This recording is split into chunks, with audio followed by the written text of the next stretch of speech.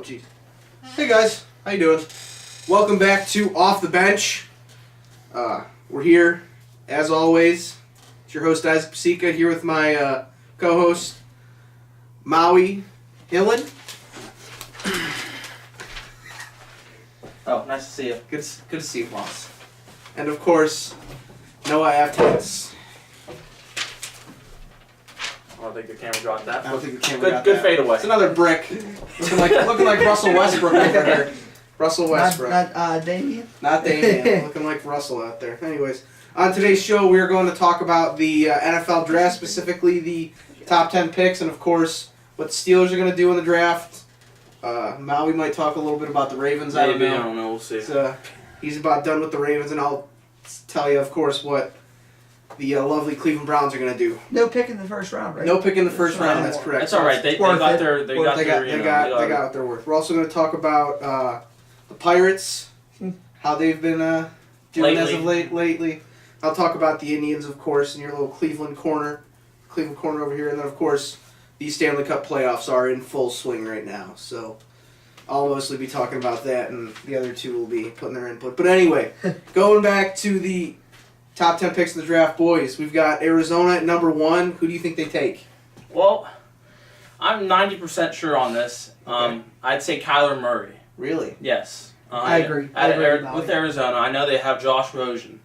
So, with Josh, I think they could possibly trade him to maybe the Giants, Dolphins, possibly even the Raiders. Okay. I like Murray. He reminds me a lot like Russell Wilson.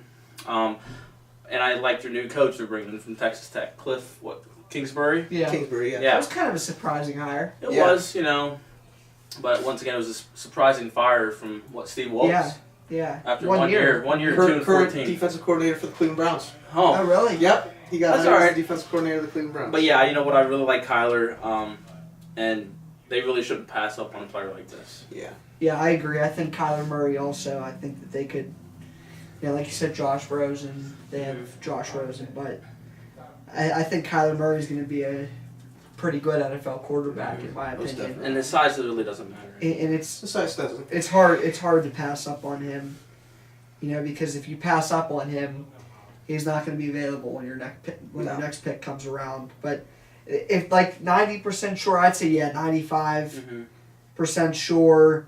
And if they don't go with Kyler, I think obviously they'll go with Nick Bosa. That's what I said. I said it's going to be either or. Yeah. So we know who the top 2 picks are going to be. Yeah. Whether what order they're going to be. Well, I said, like I said with you guys, I said if Kyler does get picked, it makes sense. There's been so much word about it. People were talking that Kingsbury wants Kyler as his quarterback, so we'll see where that goes. And you said I could also see Rosen going to the Washington Redskins. Yeah. Oh yeah, they're suffering for a quarterback. Alex Smith broke his leg. That's a shame. He probably won't ever play again. In my opinion. Yeah. That's a shame. That's a shame.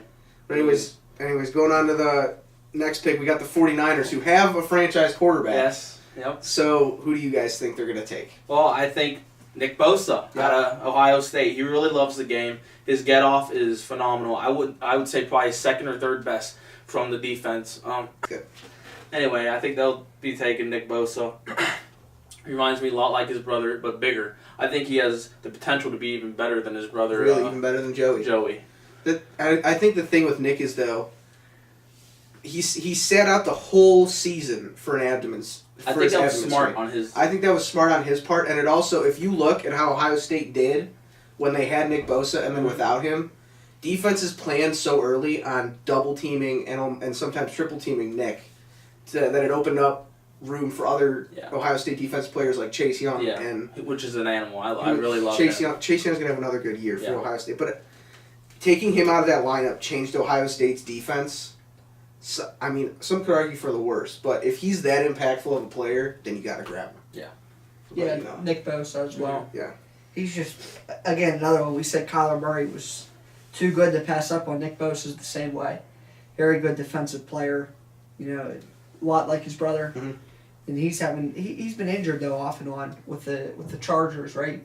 Joey? Yeah. But he's always had really good years, 10 or more sacks. And he had a good year last year, and Nick Bosa from Ohio State. All right. I was going to say, if Bosa, obviously, if he's available there, but if he's not, either Quentin Williams from Alabama, He's the big man on the inside. Or Josh Allen, the edge rusher from Kentucky. There's another guy that they're looking at up there. But I think if Bosa's available, obviously the 49ers would take him. That's another franchise player possibly on your defense.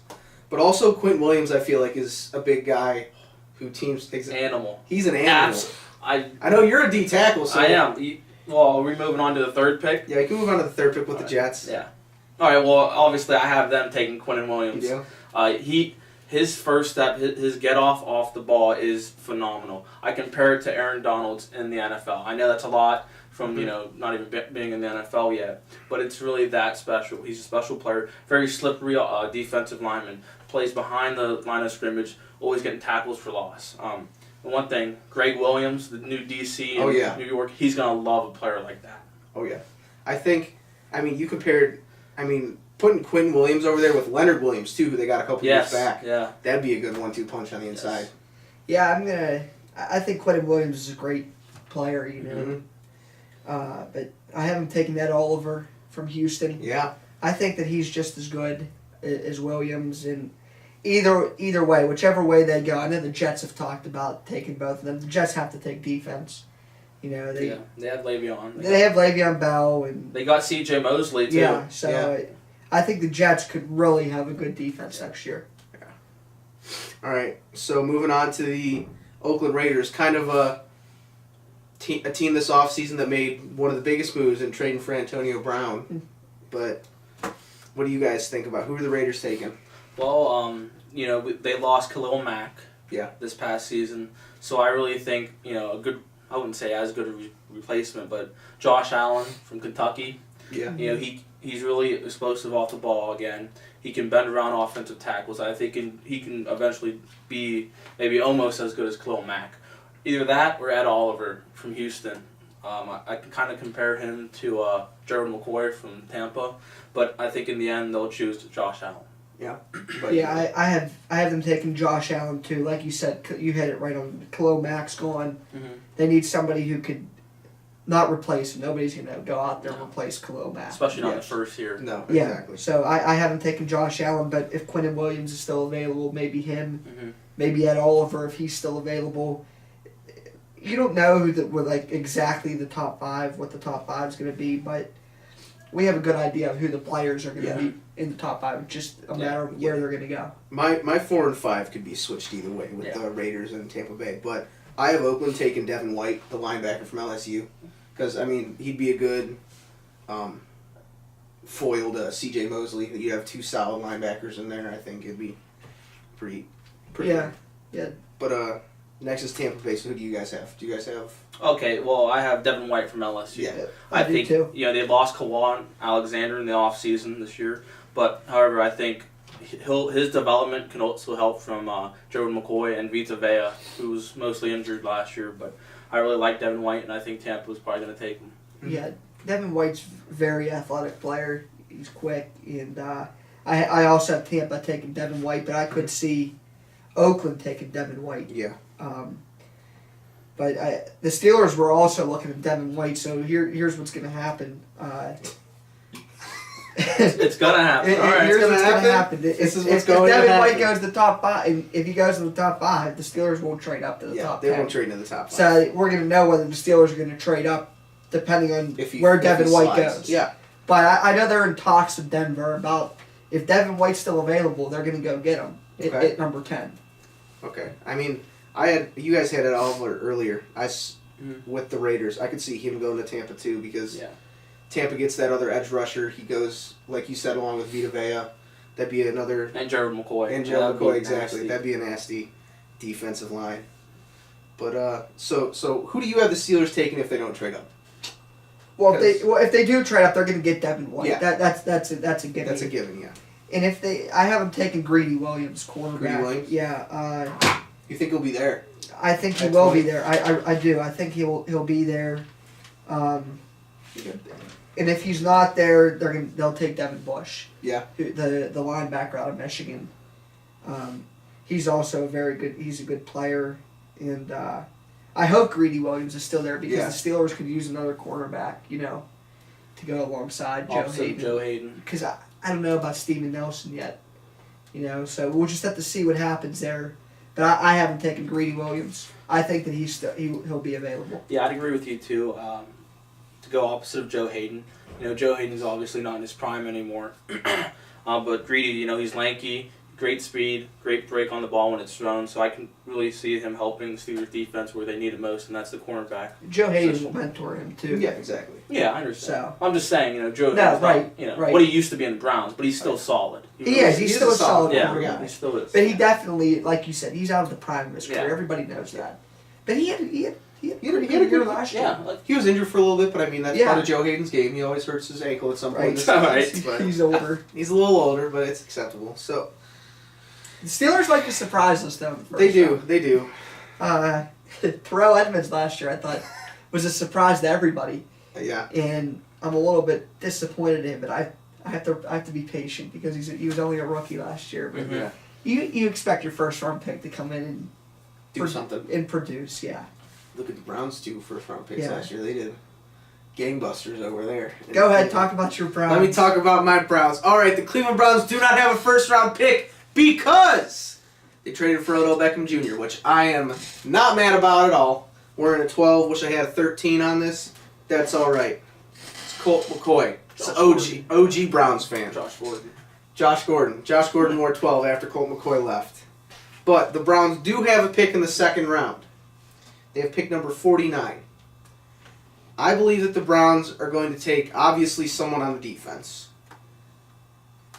I think it's going to be Cleveland native cornerback from Michigan State, Justin Lane. He's 6'2", tall, lanky corner. He'd play opposite Denzel Ward. He can play on an island. He can play physical. He can play press. He can play man. He'd be that type of corner that you need.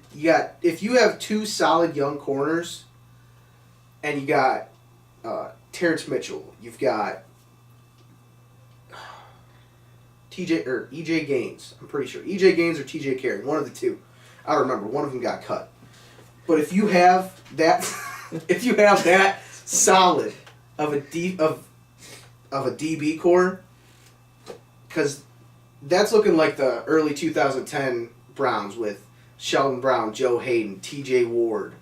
That if it's that type of defense, it's going to be scary. Along with their offense, It's gonna be weird not to see the Browns pick in the top 5, especially for a Cleveland Browns fan. You have to watch the draft early every year. I used to be able to watch the draft, watch the first round pick, watch them mess it up, and just turn my TV off. It'd be great. Justin Gilbert doesn't even play in the league anymore. Doesn't even play. Could have drafted Odell. Hey, Could have not traded for him. Could have not traded for him. Could have drafted him. Okay, I'm not mad. It's all right. It's all right. It happens. It happens. So, how do you think the Ravens are gonna do, Bob? Well, I don't really care about the Ravens, really but care about the Ravens? here's my thoughts about that. Okay. Well, they really need offense, and I think a good wide receiver could really help them, and Lamar Jackson with his development. So if they're still there, which I don't know, they possibly could be. Marquise Brown from Oklahoma, Hollywood Brown. Is that Antonio's cousin? Correct. Yeah, good Hopefully he doesn't have the same attitude problems, but I don't really care. So his nickname's Hollywood. Yeah. His nickname's Hollywood, so obviously there's not a great something start. going there. So I think he's really He's a tough. good player. He's a though. tough He's guy, good, but also DK Metcalf if he's still there. yeah, he's good. I like him. Huge guy, big body. I like him. Lamar Jackson. He really needs to work on his accuracy. And I think throwing to a big wide receiver like Metcalf can really help him. Kind of like Anquan Bolden with Joe Flacco. Yeah. But we'll see if that happens or not. All right. So going from one Pittsburgh sport to from the Steelers to the Pirates.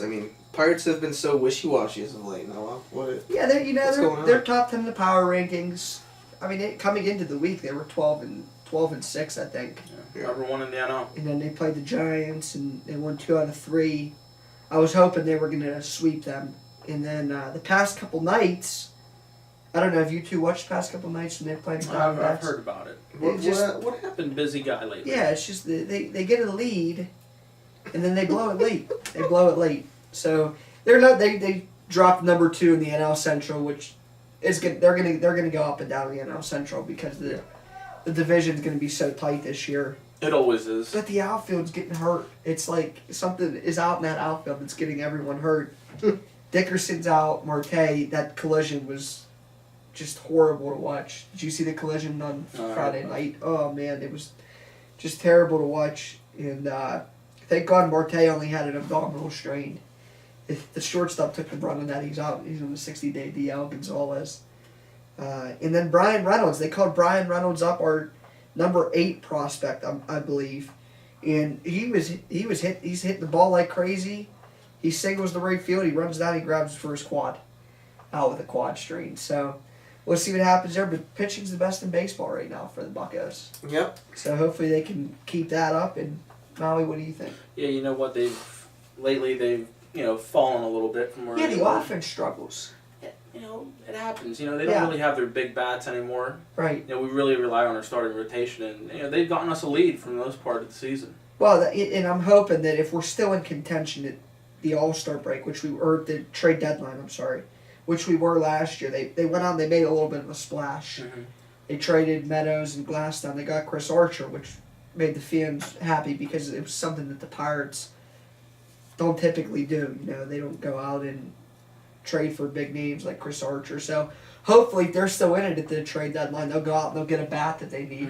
A bigger bat. Yeah, I think that's what they really need lately. We've seen this team, go once again go up and down. Hopefully, they can make a big splash like you said. Just stay wild card. That's all we need right now. And if the offense can start, I know they're slumping. Every team goes through slumps, and if they could get 4 or 5 runs a game with the pitching they're getting right now, it's in the bullpen. Vasquez, if the Pirates go to the 9th with the lead, Vasquez he's going to shut them down. I think adding another good closer would really help Vasquez because he can't pitch every night, obviously. Yeah. But definitely keeping that lead throughout the end of back half of the game, I think could really help them. Yeah, I think they'll be fine. The Pirates will be fine though. The division's tight. We got a big series with the Dodgers coming up this weekend. They're doing a lot better than what we predicted. Yeah, way better.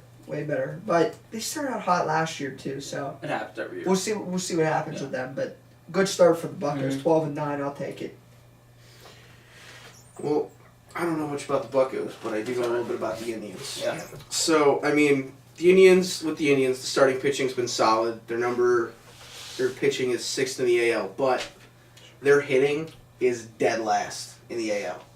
Probably the Pirates are. It's not looking too. I guess that's what they got. Good pitching and they can't hit. But good news is pitching's been solid. The only thing about it is the starters have been good. It's just their bullpen has been so shaky. That's how the Pirates are too. Yeah. It's kind similar of teams. Like the Indians, they're 13-10 right now. They're about dead even with the Pirates. Pirates. Look at that. It's crazy, but there were 2 big questions this year because Kluber has been getting shelled the last 2 years at the beginning of the year. He usually turns it up later on in the season. He's starting to turn it back up again, getting into his groove. And also, Jose Ramirez has been god-awful this season. God-awful. You right there, I like him though. He's a good guy. He won't learn English. I don't know why. At least Lindor will learn English. Neither will Jung-Ho. Jung-Ho with him. Jung-Ho. Well, he was on 2-year absence. From a lot of DUIs. From the States. 3 DUIs. Jung-Ho, what a guy. Didn't he get accused of rape too? Yeah, he was accused of rape, yeah. What a guy. Anyway, back to the Indians. Anyway, back to the Tribe. Kluber's getting back. Bauer's been as dominant as ever. Last year, Nice young pitcher. Nice young pitcher. And he's in a contract year too. He's a guy that I think they should lock up. He's so systematic. He's so cerebral with his pitches. He'll pitch 120 pitches in 7 innings, and he'll still want to go into the 8th. He's still throwing like high 80s, low 90s fastballs late in the games too. And he didn't have a changeup in his pitching arsenal. He developed and perfected a changeup this offseason. How many pitchers go from having your few set pitches and just learning a pitch in the offseason and perfecting it? And the only problem is though that Clevenger's out with a back strain. And Clevenger was 2-0 this season. He was solid. Again, just like Bauer. There's two quality young pitchers, but he's on the 60-day DL with a back strain. He throws like a young Tim Lincecum. He looks like him, too. But, I mean, going back to Ramirez, looking at the beginning of the season, he was hitting 167. He was barely hitting the ball. Yeah. You guys all right? Yeah, we're good. What's wrong? A lot of commotion going on. I know. There's a lot of commotion. Alex. What did that out? A lot of profanity. Jeez. You can move the camera over here. Anyway, so going to the Stanley Cup playoffs. This year has been a wild ride. Obviously, the Blue Jackets swept the Tampa Bay Lightning. Also, the Islanders swept the Pens. You didn't call a sweep. You said it'd be a lengthy series. I did. You But said they beat them. I still said You they still win. called I was Columbus. one of the only ones. You were. You said Islanders or Pens in 6. No, we're talking about We're Columbus. talking about Oh, Columbus. Columbus. Yes. Yes. So Columbus obviously handily defeated the Tampa Bay Lightning. But on the other, who they have to play, actually, that series went 7 games. They were going to play the Boston Bruins, who beat the Toronto Maple Leafs, who have not made it to the second round of the playoffs in 15 years. So have fun of that playoff drought, Toronto. Gotta love it, Leafs fans. But Columbus looks to take advantage of the rest they have. First game of the second round, they're playing Boston tomorrow, and it'll be in Boston. So, again, Columbus will be playing on the road for this series, but hopefully Matt Duchene can show up again for them. He had 7 points in the first round. He was a great acquisition right before the trade deadline. And we'll just see what the Jackets can do. Obviously, the Islanders will play the winner of the Capitals-Hurricanes game, which is going on tonight at 7:30. Puck drops at 7 or 7:30, I believe. But they'll play whoever wins that game. I think whoever wins the Blue Jackets-Bruins series will end up being the team that comes out of the East. That's going to be a grindy series. I think the Jackets will take it in 6 games. I think if it goes to a Game 7, Boston will win that series. I think the Islanders, if they end up playing the Hurricanes, they will beat the Hurricanes. That, I think, will go to, again, 6 or 7 games. I think if it's the Hurricanes, I think the Islanders will win that series. But if it's the Capitals, I think the Capitals can finish off the Islanders in 5 or 6 games. Moving over to the Western Conference. Series were a little more evenly matched in the Western Conference. There were no sweeps. The Avalanche defeated the Flames in 5 games.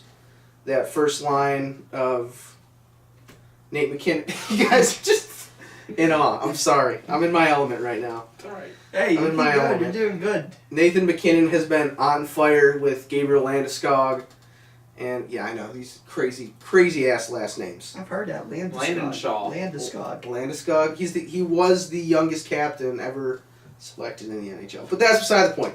They beat the Flames in 5 games. The young upstarts, the Flames, everybody figured that series was going to go the way of Colorado. So, and then they'll be playing the Sharks, who just won last night after coming back from a 3-1 deficit, just like the Cleveland Cavaliers.